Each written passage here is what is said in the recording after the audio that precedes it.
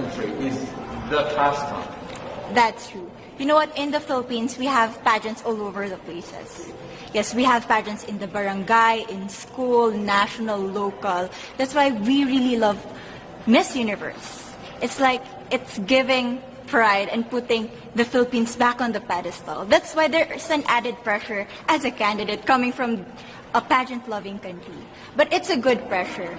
I always look up to our former Miss Universe Philippines. They really did well in the competition. And now this is my time to show who I am, to offer what Rabiya can show to the rest of the universe. So I'm very happy. And at the same time, I'm excited to make all my kababayans proud. And hopefully I do. Why do you think it is that the Philippines love pageants?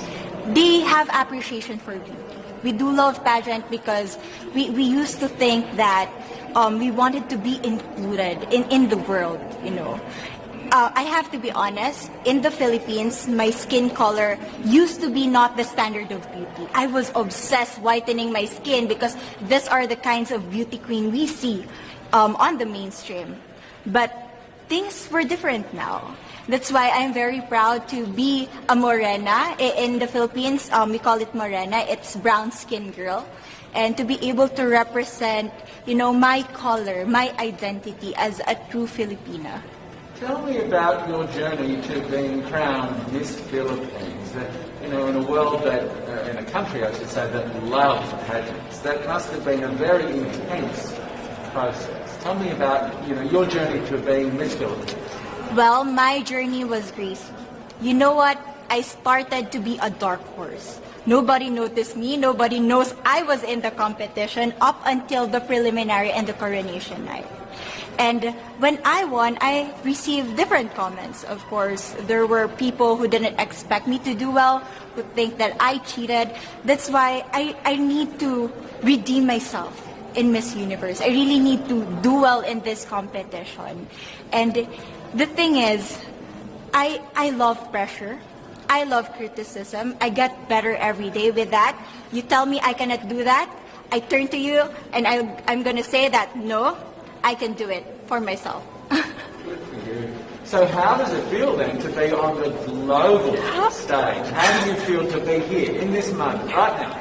It's crazy, but I'm overwhelmed with the support, not just from the Filipino community, but also from Thailand, Latin countries who do appreciate me as a candidate, as a person. It motivates me that I am beautiful, I can offer so much in this world, and when somebody believes in you, it gives you that extra energy to really do well and perform well.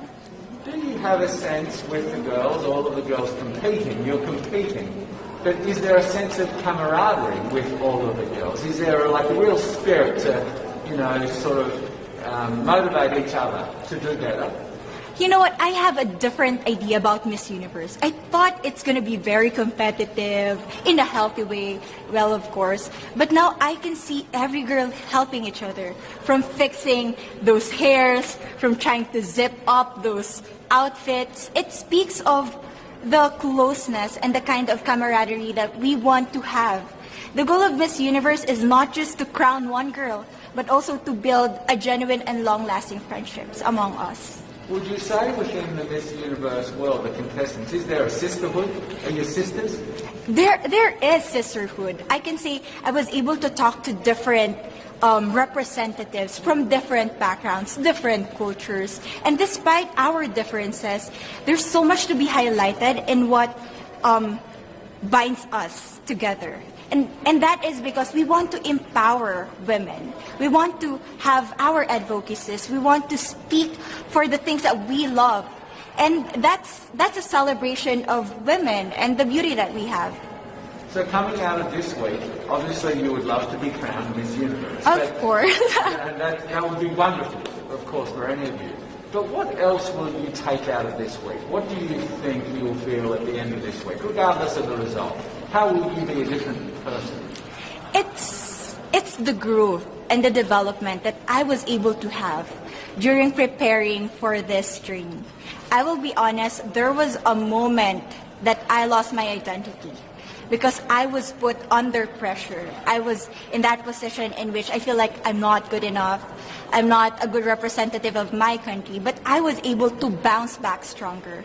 And if I was able to do that for Miss Universe, I will be able to do that in life. That is my greatest takeaway from Miss Universe. Okay, so Philippines have a huge amount of fans. Yes. I want you to give us a little bit of a message to the fans here and at home. But send a message. What would you say to all the fans in the Philippines? To all my fans from the Philippines and from all over the world, maraming salamat po. Thank you so much for loving me and for believing in me. It means a lot to somebody who is so naive in this industry, who has no idea how to become a beauty queen on the first day of my journey. But because of your love and support, I was able to be the woman that I am today. And regardless of the result, I may or I may not win the crown, but one thing is for sure, I'm gonna make you all proud.